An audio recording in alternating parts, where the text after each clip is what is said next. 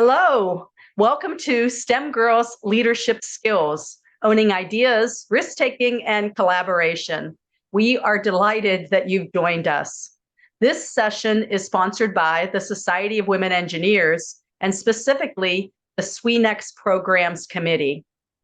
My name is Mary Zeiss. I'm a chemical engineer, retired from Procter & Gamble, and I'm a volunteer leader for SWE, both at the local level and at what we call the society level. So locally here in Pittsburgh, I'm the vice president for STEM outreach. And on the society level, I'm a work group lead for the SWENext Programs Committee. Let me share the learning objectives that we have for you today. By the end of the session, you will be able to identify basic gendered STEM facts, vocabulary, and methods. And the reason we're teaching you about them is because we want you to be able to test for biases against women in leadership roles. You'll also be able to describe fundamental leadership building blocks so that you can reclaim your authentic power or just take on your authentic power. And finally, we want you to be able to build an engaged team so all ideas are heard. We really hope that you stay to the very end of the session and fill out our feedback survey. If you do, you'll be entered into a raffle to win a $25 Amazon gift card.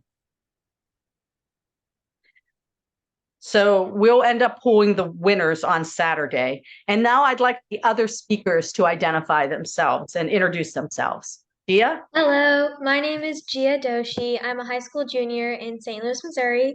I've been a member of SWE and Sheila for about 3 years now. At my school, I'm the leader of the Environmental and Math Club. I love to volunteer, learn new coding languages, and tutor. Hi, I'm Zainab. I'm a high school junior from Dallas, Texas. I've also been a SWENext Sheila member and influencer for 3 years. I'm the founder and president of a SWENext chapter at my school, and I'm also the vice president of a Technology Student Association chapter. I also own my own jewelry business, which you can find at Fimoji.com. Hello, I'm Sophia Gokin, and I'm the founding president of SWENext Sage Creek High School. I'm from San Diego, and I'm a junior. I'm the branch coordinator of my robotics team, Crowforce. I'm the co-founder of Ducky, which is a Chromebook extension for kids with ADHD, and I'm a mentee of Edge UCSD, which is empowering and development of girls in engineering. And my name is Deborah Kimberling. I have been involved in the Society of Women Engineers for over 30 years. One of my very first leadership opportunities was through the local section where I volunteered running a speakers bureau and then became president and then became a member of the society level board of directors. I've been volunteering ever since, and today I volunteer on both the outreach committees and the SWENext committee. One of the reasons that we're here today is to talk about some of these leadership skills that we've learned along the way. But before we get into the details of this, I want to make sure that everyone is comfortable with using Jamboards. So let me get out of this, and could I have Zenep, could you put the Jamboard into the chat? So there's the Jamboard for everyone to click onto. We're going to be using your feedback through the Jamboards today. And if this is your first time into a Jamboard, you'll notice that on the very left-hand side, the fourth little icon down is a sticky note. When you click on that sticky note, you can put your comment in there and save, and it'll pop up there. So you can then move it around if you want, and you can put notes to answer our feedback opportunities. Our first, and then we'll be using the same Jamboard for several times. And when we get on to the next sessions, we will just simply click on to the next page. So for now, I'm going to come back into our session, and I'm going to share the slide deck. And we are going to ask you your first Jamboard question. And we're asking this question, don't answer it yet. We're going to make sure we have a clear understanding of what it looks like to feel good about a situation or to feel awkward or uncomfortable about a situation based on either micro affirmations or microaggressions. And so to get a handle of what those terms mean, we're going to play this short video. And in the video, it'll have two screens playing side by side. One screen will be microaggressions and playing the same scenario with micro affirmations. And you'll get the idea. So let's see what that looks like first.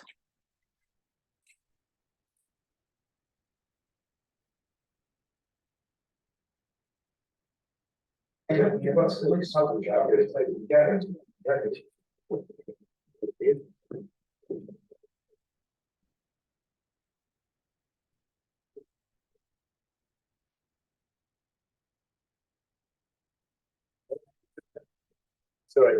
we have a night ready.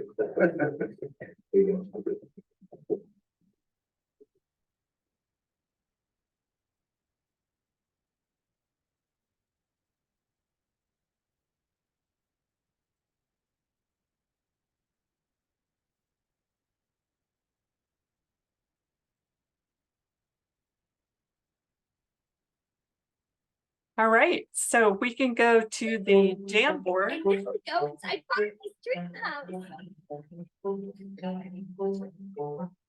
Sorry, Barbie, it's going to have to wait.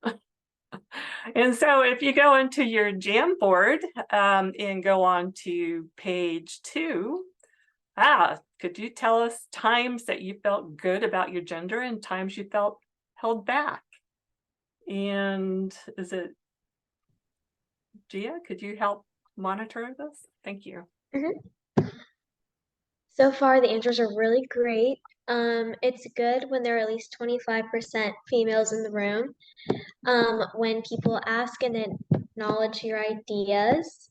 I'm seeing you felt bad about your gender when someone laughed at your idea, when a man laughed at your idea.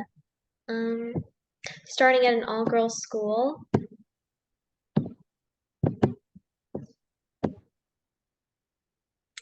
When your thoughts and ideas are heard and listened to.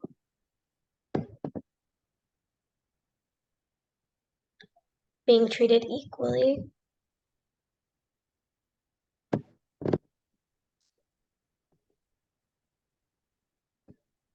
Feeling left out. Yeah, there's a ton of great answers in the Jamboard. All right. Well, thank you so much. Oh, there's still a couple more coming in. But yeah, being listened to feels good. And when you're told you can't do the job, that feels horrible.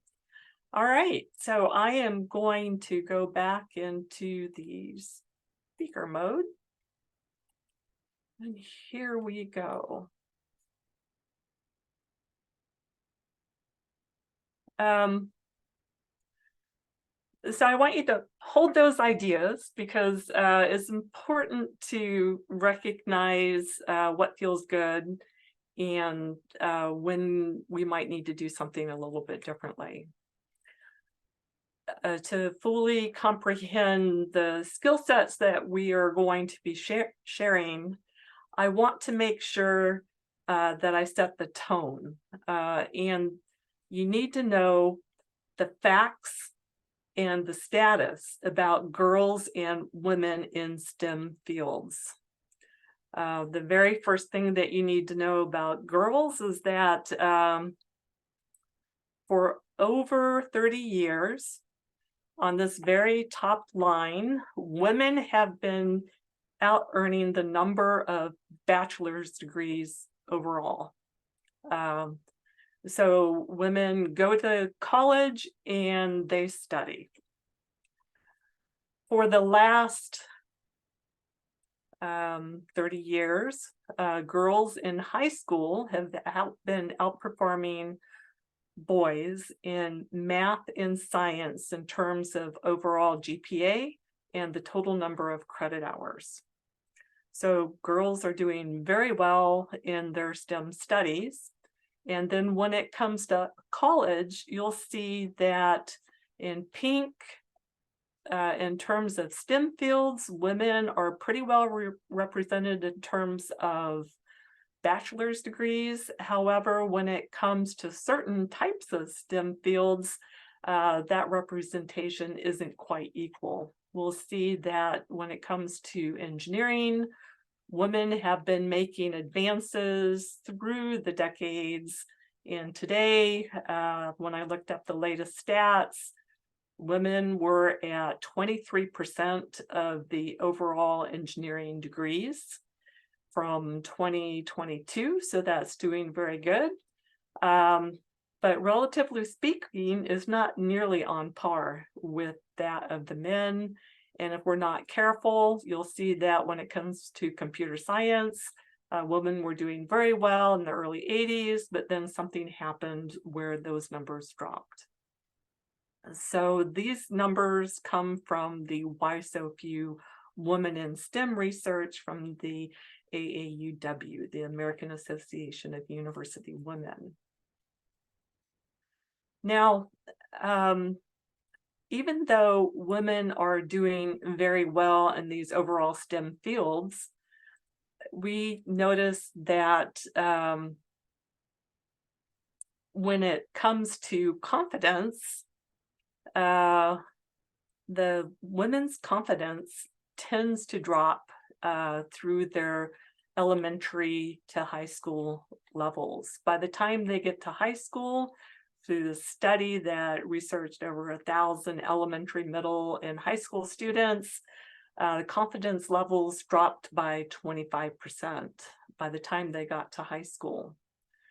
Yet, another surprising trend is that parallel to this, that a woman's confidence drops while their attention to appearance, how they are viewed, goes up.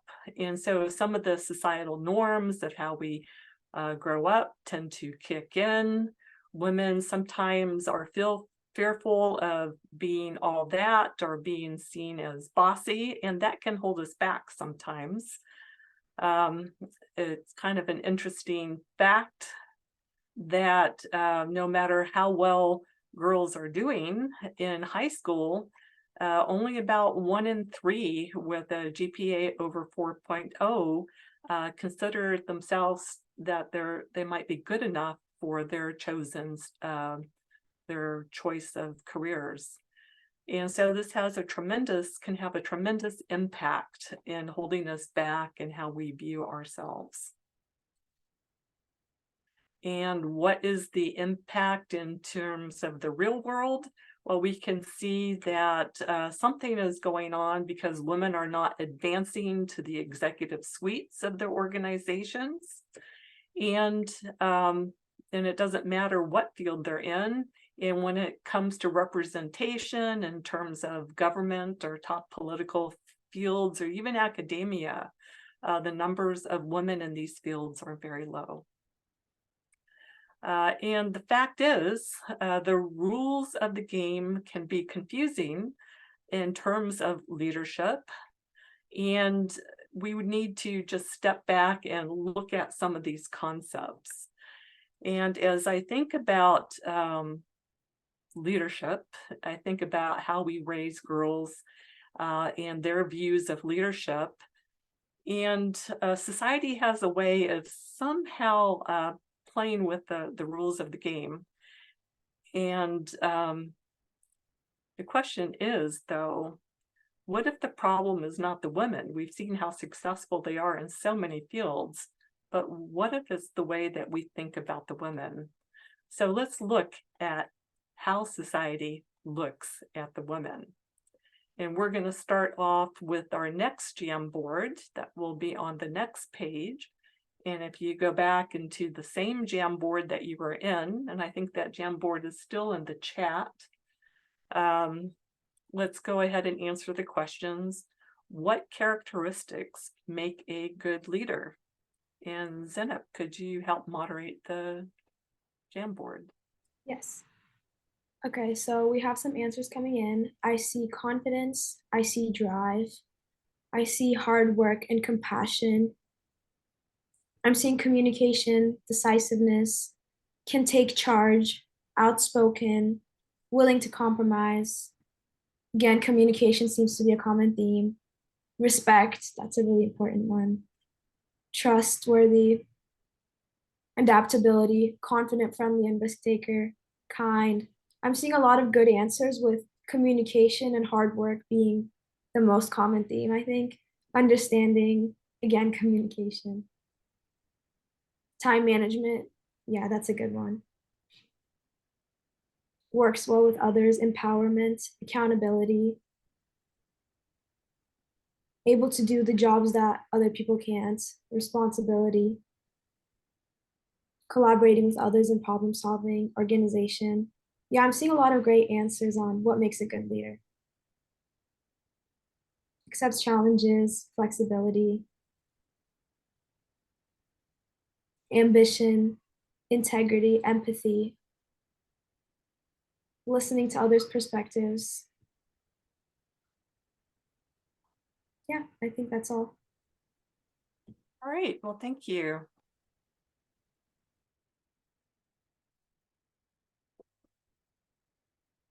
All right, so we've seen a lot of characteristic traits come in, and I want to define what universal character traits look like and to put them into certain categories so that we can label them and have a definition. And you'll see that we saw a lot of characteristics, the ability to be a good listener, to be kind. Help me out with a few other ones. We saw to be outspoken. Confident was a common one. Decisive. Confident, yes. And you'll look at this universal character traits. We have 2 columns primarily that I want to define. So those characteristics will generally fall in the terms of agency. To be agentic is the ability to get the job done. These are the people that are going to speak up. They're going to be divisive. They are going to persist, and they are going to do whatever it takes to get the job done. And so that sounds like very good traits of a leader. There's another set of terms that I want to make sure everyone understands, and that is the communal skill sets. The communal skill sets are the ability to be a good listener, to understand, to be kind, gentle, warm, and caring. And of course, there are some other terms that don't fit under either one of them, but we need to understand agency, get the job done, communal skill sets, the ability to listen, to be kind and nurturing. When these characteristic traits first came about in the 1970s, the psychologists who pulled them together labeled them as either masculine traits or feminine traits. And what they realized when they did that is that maybe they were perpetuating gendered stereotypes. And so it took them a while to figure out that maybe they need to come up with non-gendered terms, because we both know that a man or a woman can be confident and persistent and get the job done. And we also know that a man or a woman could be kind, nurturing, and helpful, to be supportive. And part of the problem is, though, that once those labels have been out there, they perpetuate. So once a stereotype is there, it's very difficult to undo, and it could take generations before we ever start calling these the skill sets of agency or the communal skill sets. We're going to be using these two terms, agency and communal traits, throughout the presentation, so it's important to keep those two in mind. Now, you might ask, how does this apply to the real world here? How can we use them? And to put it in perspective, when Fortune 500 leaders were asked about the traits of what makes a good leader, over 71% of them rated the skill sets of agency as the most important aspects of a good leader. Only 10% commented on the communal skill sets as being important. When middle school girls were polled about what are the characteristics of a good leader, we found out that most of the girls stated that being caring, nurturing, and a good leader were the most important aspects of being a good leader. So this dichotomy of what businesses are looking for, or business leaders, versus what middle school age girls are thinking are good leadership traits, can be confusing. I like to call this, in the words of Rachel Simmons, who wrote the book, The Curse of the Good Girl, a problem. Because this curse, when we raise girls to be nurturing and kind and quiet and not to speak up too loud, when the girls act in this way, then the society, the parents, the teachers, and their classmates, they say, oh, isn't that a nice girl? Yeah, she's very nice, but she may not be the person I want to lead the team because she's too quiet or too introverted to get the job done. Yet when a girl is put into a leadership role and she goes out to lead the team, she might be seen as someone who can get the job, but she gets pushback. All of a sudden, people say, well, she might be able to get the job done, but I'm not so sure that I necessarily want to work with her. A funny fact is that over 90% of the workplace have been labeled as aggressive. And this is not the STEM workplace. This is the workplace throughout the world. And that's awkward at best.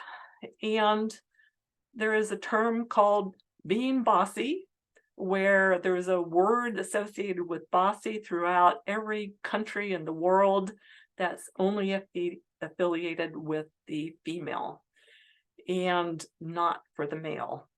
And so that also is awkward. But I want to push back on these norms, because if you think about who it is that you want to work for, I personally want to work for a leader who is agentic, who can get the job done. But I also want that leader to be someone who will listen to me and help nurture me along my leadership pathway within the company. So society needs to rethink how we define a good leader. These skill sets, the skill sets of agency and the communal skill sets, are something that we will notice throughout the different basic building blocks of leadership, whether it's owning your own ideas. We're going to see where people will hold back in order to be polite. And then when it comes to risk-taking, people might give up. They may not be able to hold on or persist or push back against any negativity. And of course, when it comes to collaboration, sometimes people's voices may not get heard. we will be using little tiny nudges. Nudges are little tiny micro affirmations for how we can change these perceptions. First, once we notice the holding back, we can nudge people, nudge ourselves through our self-talk or whatever it takes so that we can build up the skill sets of agency.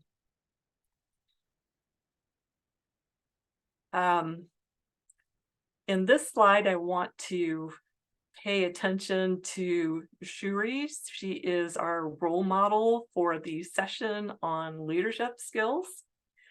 And Shuri is the engineer from the Black Panther movie.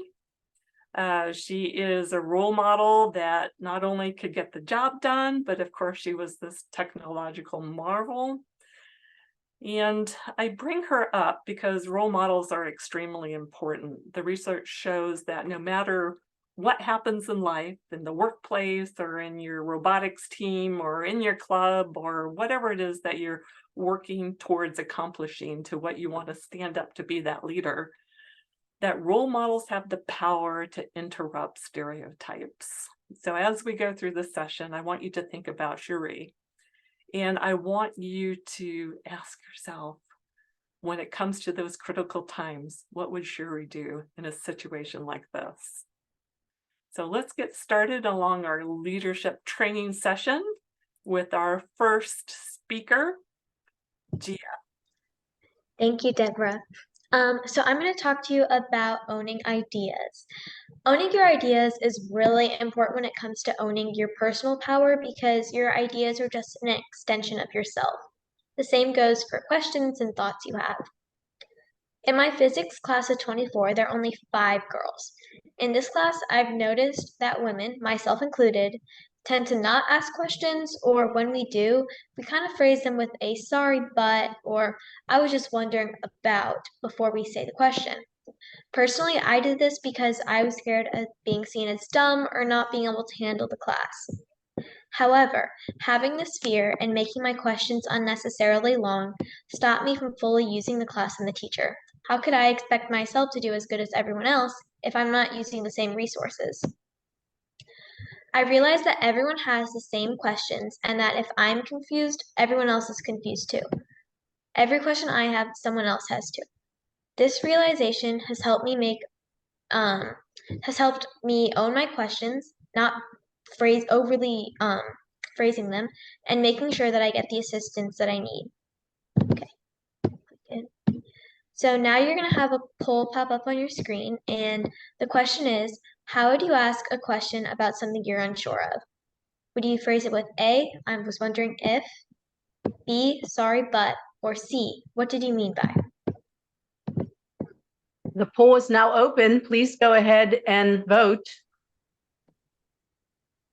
Do any of you, did you see it pop up? Do you know how to find the poll? Okay, there we go. All right, we'll leave it open for just a few more seconds. Okay, thank you all for voting. Let's share the results. Okay, so 59% of you said answer C, what did you mean by? And that's really great. And then 34% of you said A and 7% of you said B. So that's great. Okay, we're gonna do one more. And the question is, what would you say if someone moves out of the way for you? A, sorry about that. B, thank you. Or C, nothing. Okay, I've launched the poll.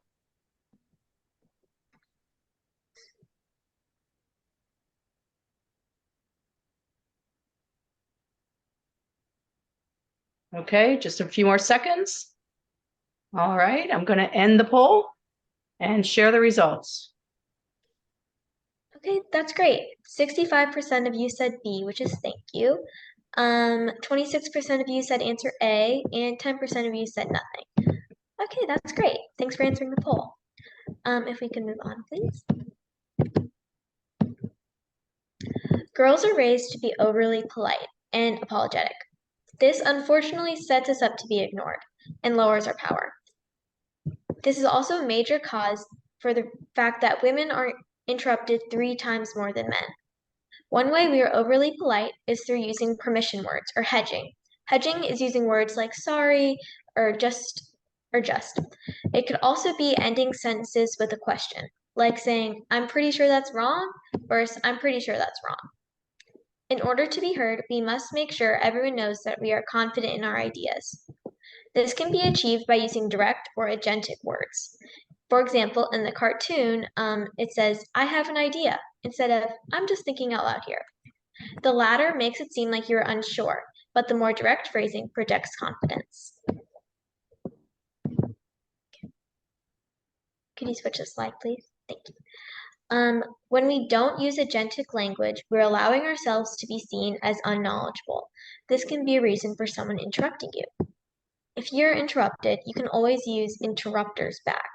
Interrupters are things like saying one moment or what a great point, let me add. It could also be really helpful to have someone else in your group help you out. You can have your friend say, wait, I'd like to hear what she was saying. And you can definitely do this for other people too. And it's also important that we don't over-apologize. Studies show that women apologize much more than men. When you drop something, when you bump into someone, even when you sneeze. Apologizing when necessary can be a real strength. However, compulsive over-apologizing can make us look weak. You can take back your power by changing your vocabulary where an apology isn't necessary. Instead of saying, sorry, I'm not available that day, you could try saying, unfortunately, I won't be available that day. Or instead of, sorry, could you repeat that? You could try, could you repeat that, please? Doing so lets people know that you value them and their patience rather than minimizing ourselves. Okay. With that, we're going to do a quick recap on the poll. So for the first question, most of you guys did say C, which is the answer that we were looking for because it doesn't apologize and there's no extra phrasing that we don't need. The second question, you guys answered mainly B, which is really great. That's the answer we were looking for because it doesn't minimize us, but it places value on the other person for doing something nice for us. Thank you, Gia. Thank you. Yeah, not sorry. Thank you. All right. Well, for this next session, here to talk about risk-taking is Zeynep. Zeynep, should I play the movie first or? Yeah, I think we can watch the video before I jump in. All right. So to get a basic framework on what risk-taking is all about is a video from the movie Hidden Figures. Paul, what's happening here? Mr. Harrison, I would like to attend today's briefing. Why is that? Well, so the data changes so fast. The capsule changes, the weight and the landing zones are all changing every day. I do my work, you attend these briefings, I have to start over. Colonel Glenn launches in a few weeks. We don't have the man figured out yet. Why is it she can't attend? Because she doesn't have clearance, Al. I cannot do my work effectively if I do not have all of the data and all of the information as soon as it's available. I need to be in that room hearing what you hear. Pentagon briefings are not for civilians. It requires the highest clearance. I feel like I'm the best person to present my calculations. No, I am not. And she is a woman. There is no protocol for a woman. Okay, I get that part, Paul. But within these walls, who makes the rules? You, sir, you are the boss. You just have to act like one. So. Protocol for women attending. There's no protocol for a man circling up. Wow, that was hot. All right, back to the presentation. Yeah, so I want to talk about risk-taking to you all today. And before I jump into what it takes and what you should do, I want to share a little bit about my own story and how one of the biggest risks I took helped me out so much throughout my high school career and led me to where I am today. So my freshman year, I wanted to join the club at my school, the Technology Student Association. And at the first meeting I went to, there were little to no girls, and there were definitely no girls on the officer team, which honestly made me feel quite uncomfortable and out of my comfort zone. the fact that there were no girls present made me even more nervous to join something that I wasn't familiar with. And I also faced judgment from others, even if they were my friends and it was jokes about how I was silly for joining this club that was full of guys and not really meant for girls, as they mostly said. And this really hurt my self-esteem and led me to doubt myself. But I decided that I would still join the club, I would still compete and try my luck and learn something new. And once I joined, I kept being persistent, I kept speaking up, I kept competing and showing myself up at competitions and letting others know that I was there and I was present. And this actually led me to find success within that club, and it became one of my favorite parts of high school. Freshman year, I became a committee leader. In 10th grade, I was a historian. And in 11th grade, I became a vice president, which is the role I am in currently. I've also found success at competitions since I was able to reach the resources I needed by speaking up and taking this risk. So we can get into the rest of the slides. So I know that a lot of us can think that things seem too hard for us, especially if we don't feel comfortable. We can want to back out and think that we'll find something else. And we can also hear from others that things aren't meant for us, just like how I heard with the Technology Student Association, just because other girls are not participating, that we also should not participate. So what should you do in this case? You should definitely try to change your mindset and overcome your bias. And it may seem silly to think that you have a bias against yourself, but the more you hear things, the more you start believing them. So the more you hear from others that girls aren't meant to do certain things, then you slowly start believing them, whether you realize it or not, which can lead to self-doubt and lead you to stop yourself from taking risks and joining new things that you could be great at. So you should think to yourself, why would it not be meant for you? If it's meant for other people and if it's meant for other guys, then why should it not be meant for you? And wouldn't you want to encourage other girls by being the first to do something and help them feel comfortable to join a club or start a new class, a course? Just because you're in it, they may feel the push to do so as well. And remind yourself, if you try nothing, you can accomplish nothing. So if we want to talk about risk-taking, we also have to talk about growth mindset, because the more risks you take, the more you have to praise yourself for taking these risks and actually praise the struggle that you went through. So if you, for example, received an officer position, you should think to yourself that you must have worked really hard to get that position, instead of just pushing it off and saying you got really lucky or you knew someone who pulled some strings for you. So you should really appreciate the fact that you worked hard and you showed up just to get that position or be successful at something. And the more you celebrate your wins after a risk, the more you encourage yourself to take more risks in the future. So what happens when you hear pushback, which can happen often after you take risks and you do things that others believe that you should not do? So if you hear judgments critical of other women, saying they're too aggressive, not a good team fit, and lack potential, what should you do? Well, we have a test which is called Flip It to Test It, which is how you should reflect on judgment and especially pushback. So you need to reverse gender to test for unconscious bias. And you need to ask yourself, if a male were to do the exact same thing, how would you feel? Would you feel the same way? We tend to associate women with communal traits such as supportive, emotional, helpful, nurturing, and communicative. And we tend to associate men with traits of agency. So when we hear a trait associated to someone we're not used to, so when we hear a trait of agency associated with a woman, such as assertive, leader, confident, then we can feel uncomfortable and we can tend to give judgment and be critical of that person, of what they're doing, because we're not used to hearing traits of agency said about other women. And this can lead to the fact that people can judge and give critical feedback, which we call pushback. So in that case, you need to see if it would be different if a male were in that situation. For example, I often can get called bossy if I'm trying to delegate tasks and spread them out across a team and help the work get done. But you need to think, what if a male named Mark, for example, were in my place? Would you also call them bossy, or would you call them assertive? Would you say that they're getting the job done? So you just need to test to see if you are being judgy or you're hearing judgment because it's a woman with a trace of agency, or if it's just genuine feedback. And I love this quote by Amy Poehler, which she says, "I just love bossy women. I could be around them all day." To me, bossy is not a pejorative term at all. It means somebody's passionate and engaged and ambitious and doesn't mind leading. So if you ever hear a woman called bossy or another term of pushback, then you can always define what bossy means to you. If bossy means strong, a leader, someone who gets the job done, then yes, you can claim the fact that you are bossy and that you get the work done. Thank you, Senate.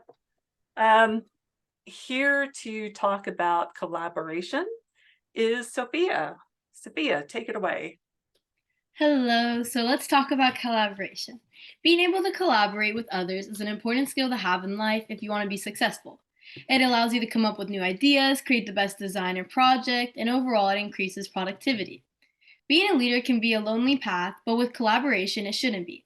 As the branch coordinator of my robotics team, sometimes we have a group of 20 people and it's hard to get everyone's ideas. So what I have to do is I have to facilitate discussions between branches. We have 3 different branches: software, which codes; hardware, which builds a robot; and business, which basically runs the team.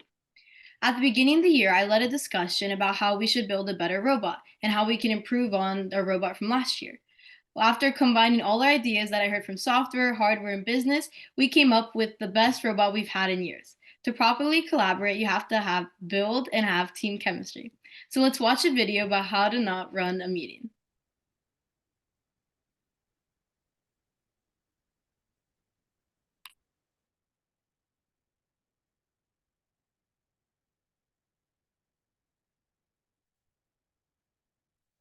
Great. It's after 9 o'clock. I think we better get started. So welcome everyone. Bob, our channel partner, is supposed to be joining us today, preparing for our presentation to fluid analytics, but he looks like he's running late. So let's get started. So today, roles and responsibilities for the pitch. Hey, sorry, heavy traffic. Okay, so as I was saying, we're going to talk about roles and responsibilities this morning for preparing for our customer presentation. We wanted to talk about everyone's job and how we're preparing. So let's talk about the presentation first. Carrie, PowerPoint presentation. So you need to take another pass. I want you to go back and add some sizzle, some pop, some graphics. Let's make it sing. Also, as well as our presentation, we also are going to be doing a demo. And Janine, speaking of the demo, last time didn't work very well. I got a book for you. Great demo. Read it. And please make sure that the power supply is working this time so the demo runs. Yeah, okay. That would be a good thing. Okay, so Bob, thanks for joining us. I'm Kate. Hi, Kate, I'm Bob. Nice to meet you. We really do appreciate your participation. However, for our pitch, if you could be on time, that would be really helpful. Let's talk about your role in the meeting. How do you plan on presenting to the customer? Well, first of all, I think it'd be helpful if we were introduced to them so that they know who we are and what it is that we're going to be doing in the installation, and supporting them actually through the. Excuse me? Can we just have one meeting, please? Bob's trying to speak. I'm just trying to understand, why am I here? I'm trying to understand why you were invited.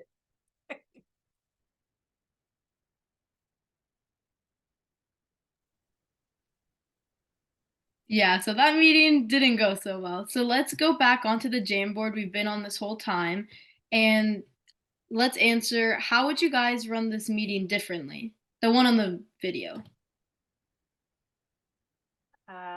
Yes, the Jamboard. On the next page. How would you run this meeting differently? Page 4. Okay, I see you guys starting to answer. Keep voice even and volume. Yeah, she definitely didn't introduce everyone in the beginning. It was kind of like no one knew who was who. Don't interrupt, totally. Explain the reasons for changes a bit better and not brief. Give individuals feedback in front of everyone else instead of privately. Yeah, I think she definitely should have treated them with more respect. Give feedback individually. Stay focused on the meeting even when someone came in late. These are all great responses. Did introduce, yeah. Don't start a meeting until everyone was there. Have respect and confidence, totally. Make sure everybody is included. Yeah, a lot of things about the individual feedback. Acknowledge everyone who is in there.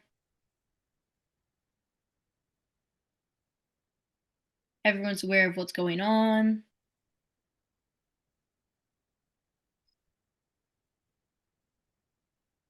Give individual feedback. Yeah, everyone keeps saying individual, and totally she should have been more respectful about that part. Don't let someone give out information until you have everyone up to speed. Outline main goals before starting.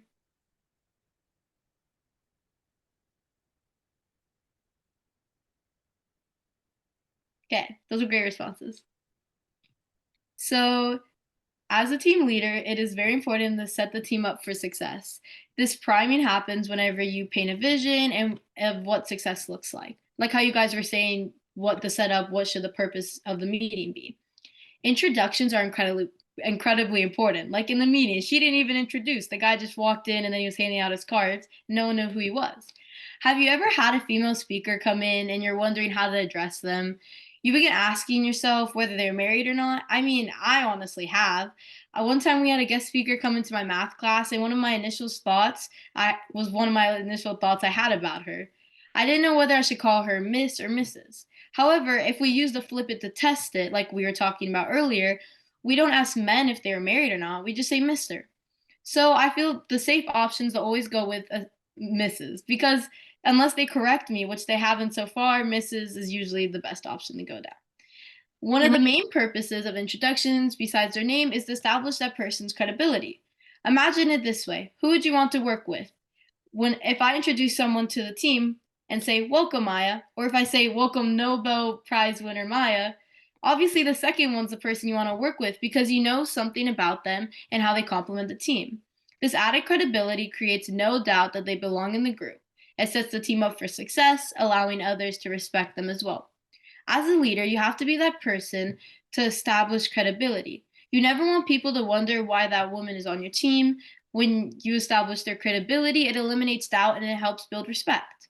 Once everyone understands their purpose in being in that group and how others are credible to be in that group, they build respect for each other. Once they have that respect and understanding that everyone's voice is valuable, they're open to listening. When collaboration is happening, all those ideas being thrown out. Like imagine my robotics situation. We have 20 people talking. How do we hear all the ideas? You really can't. And that's okay not to hear it. So as a leader, what you have to do, especially in STEM, how women's voices tend not to be heard, which sometimes it can be mine in those robotics discussions. What a leader has to do is to make sure those voices get heard. If you hear a person being talked over, make sure they come back to them. Amplify what they said. Make sure their voice is heard. Make sure you give them credit. For example, if I was saying like, oh, Emma got overheard. Okay, let me help bring her idea up. Emma came up with this great idea to design it this way. Make sure you keep their name to it. Don't take their idea. Don't make assumptions, especially about collaboration, like with the misses, and don't make assumptions of people being overheard, and be inclusive so that everyone is comfortable. As long as you make everyone feel valued and respected, you have the building blocks for successful collaboration. Oh, that's fantastic. And I just want to clarify, because I'm not sure if my ears were hearing correct. So when you said to refer to women, to refer to them as Ms., right? MS. So that is the non-gendered, or I guess that is the gender, but that would pass the flip it to test it. Is that right, Sophia? Yeah, just basically how we always say Mr. for men. For women, you just automatically go to Mrs. without assuming if they're married or not. And if they correct you, then that's okay for them to make that correction if they want to go by Mrs. Okay, but as Mrs. means married. So we're talking about MS, Ms. Okay. All right, so excellent. So use Ms. or use Mr., but nothing else. Perfect. All right. Well, we've just seen session with several different types of leadership skills. And these are some of the fundamental building blocks of leadership. They talk about the confidence that we need in order to get our ideas out, how to reclaim our own personal power, the ability to be willing to take a risk, to try new things, and see if you can get the team to follow. We need to be able to understand that when women do take a risk, when they do take a leadership role, we may hear pushback.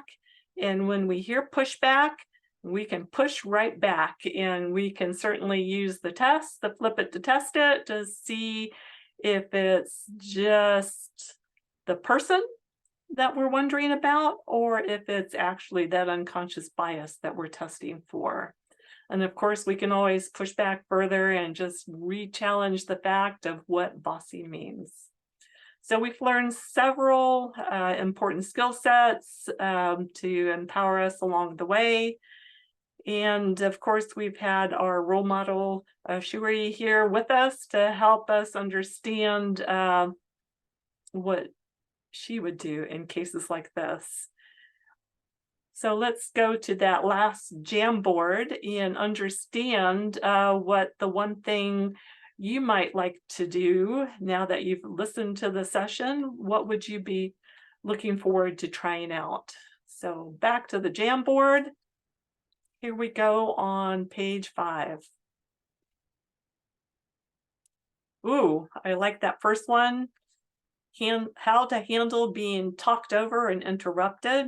I love the supportive environment, because all of us can definitely help the others have their voices heard. Oh, flip it to test it. That is my favorite test. Yes. Not making any assumptions. Definitely call them Ms. I like that a lot.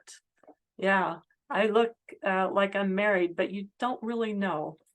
You don't really know. So don't accidentally call someone the wrong marital status. Actually, that's a bias against women. They always want to know if they're married or not. And we've worked really hard to not have that be a criteria for the workplace.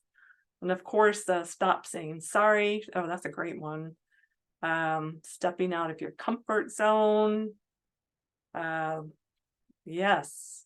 How to feel equal in a room full of men. Oh, I like that one. Not to apologize all the time. Stop saying sorry, and don't be afraid to be a boss. Oh, I think I have to move that one to the top. I don't know why that one's just right at the top right there. Not getting nervous, taking a risk. Have I missed anything along the way? Maintaining respect while being kind. Oh, I like that. That is the characteristic of a good leader, to be thoughtful, to have communal skill sets, and to be agentic, to get the job done no matter what.